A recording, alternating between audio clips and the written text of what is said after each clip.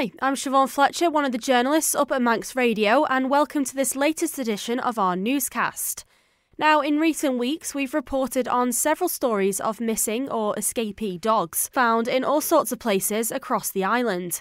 But with lambing season upon us and advice from emergency services and farmers alike to keep a close eye on our pets, what do island residents need to do to make sure we keep our animals and other people's safe?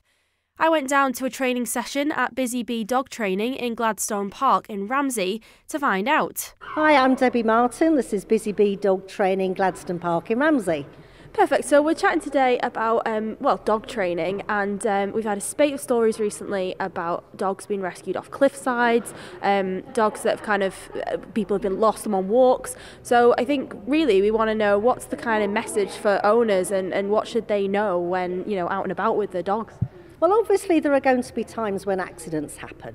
Dogs get out, somebody's left a gate open, a door open, a dog goes after a rabbit or something like that. That can happen, that can be out of our control. So we can't always account for every possibility and situation that might crop up.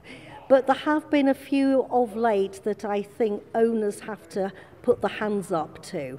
So for example, Peel Headland, when every year there are one or two dogs and some don't survive going over the edge, and it's a tragic thing to happen. So if you are in places like that, places where, like Marine Drive is another example, if your dog may be even basically inclined to go after any other smell, then dogs really should be on a lead of some sort, whether that's a longer length lead. If it is, it needs to be ideally to a harness, but somehow that your dog is actually properly physically restrained from having any sorts of mishap. And I guess how should owners maybe build up to the level of knowing that the dog's going to come back to them? They need to come to things like training like this. Are there tips and tricks on how to do that? I think a lot of the key with recall work is to start early. And quite often, I mean literally when the puppies are allowed out. Often when puppies are maybe not so brave to stray far, and building up that bond with your pup that they want to be with you, making it fun, making it rewarding, whether that's by playing with your dog, rewarding them with food, take a high value treat out with them, build it up in safe places first, build the confidence.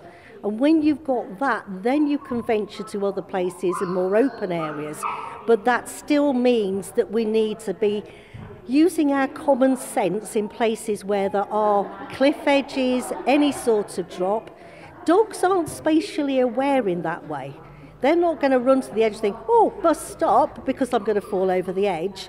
If they've got the scent of a rabbit, for argument's sake, they're just going to follow that and the inevitable's going to happen. Is there anything else that you would add at all, any other tips or tricks or anything that you think owners should know? Well, I do think training's ongoing, so never think that you've done a puppy class and that everything ends at the end of that. Quite often after a puppy class, dogs go into their adolescent phase and that can be quite challenging. So being prepared to go back a step, continuing the training, even if it's not in a class or with a trainer, but to keep it up yourselves, to continue what you learned as basics, and really to aim for reward-based training. I think that's so important. Positive training is an absolute must. Perfect. So anyone listening can probably hear we've got some people in here and some dogs. Do you want to just tell me we're about to see a class happen. What are you teaching today? So the class we've got today is Rally. So Rally is an obedience-based class. It's an obedience-based sport, if you like. So the dogs and handlers have to negotiate a course with signs set along the way, and each one has an obedience-based exercise. So it could be sit, walk around your dog, call them to sit in front, send to heel. There's a jump comes into it further along. So every team starts out with a clear score of 200 points. The aim is to lose as few points as possible for any mistakes. And that could be anything from your dog sniffing, not paying attention, or maybe just not doing an exercise quite right. So you're wanting to get a qualifying score in a show competition of 180 or 185 points, depending what level you're working.